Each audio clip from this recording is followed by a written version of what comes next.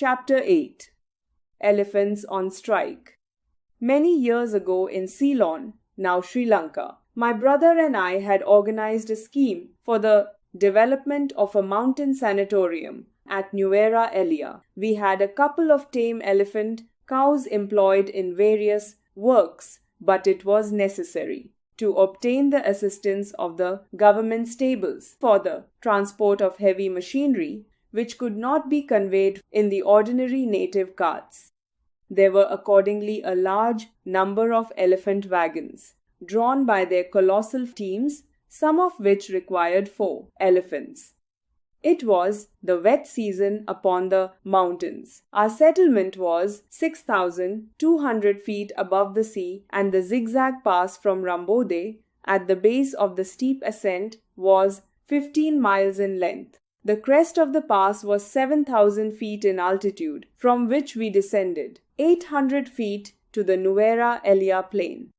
The elephant wagons, having arrived at Rambode from Colombo, about 100 miles distant, commenced the heavy uphill journey. The rain was unceasing, the roads were soft, and the heavily laden wagons sunk deeply in the ruts. But the elephants were mighty beasts, and, laying their weight against the work, they slowly dragged the vehicles up the yielding and narrow way. The abrupt zigzags bothered the long wagons and their still longer teams. The bridges over dangerous chasms entailed the necessity of unloading the heavier carts and caused great delay. Day after day passed away, but although the ascent was slow, the wagons still moved upwards, and the region of everlasting mist at that season was reached. Dense forests clothed the mountain sides. The roar of waterfalls resounded in the depths of black ravines. Tangled bamboo grass crept upwards from the wet soil into the lower branches of the moss-won 5-covered trees and formed a green curtain impenetrable to sight. The thermometer fell daily as the altitude increased. The elephants began to sicken, too fine. Animals were too ill to work. There was plenty of food, as the bamboo grass was the natural provender, and in the carts was a good supply of paddy. But the elephants' intelligence was acting. Against them they had reasoned and had become despondent.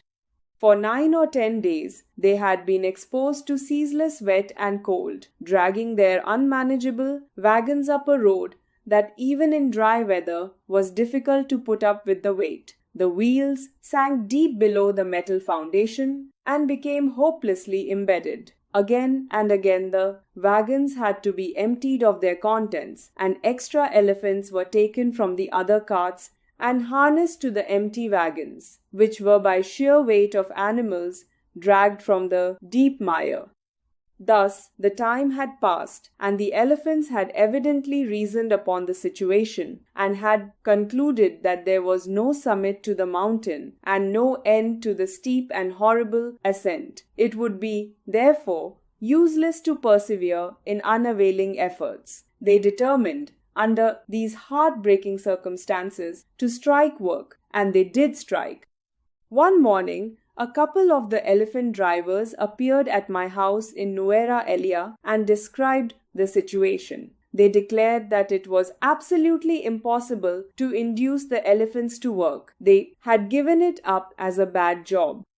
I immediately mounted my horse and rode up to the pass and descended the road upon the other side, timing the distance with my watch. Rather under 2 miles from the summit, I found the road completely blocked with elephant carts and wagons. The animals were grazing upon bamboo grass in the thick forest. The rain was drizzling, and a thick mist increased the misery of the scene.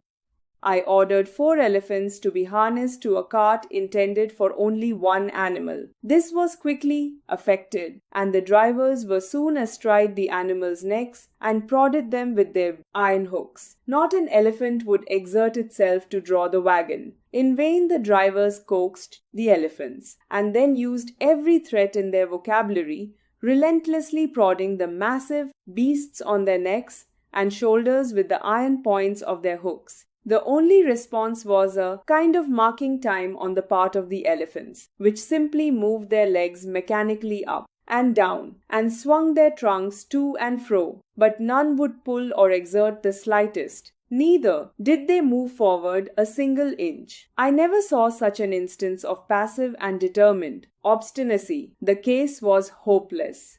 An idea struck me. I ordered the drivers to detach the 4 elephants from the harness, and to ride them thus unfettered up the pass, following behind my horse. It appeared to me that the elephants were heartbroken and in despair at the apparently interminable mountain pass. It might be advisable to let them know the actual truth by showing them that they were hardly 2 miles from the summit, where they would exchange their uphill labor for a descent into Nuera Elia. They would then have an extra feed with plenty of jaggery, a coarse brown sugar, and be introduced to the companionship of our 2 female elephants. If they passed an agreeable night with the best of food and warm quarters, they would possibly return the following day to their work, and with lighter hearts put their shoulders to the wheel instead of yielding to a dogged attitude of despair.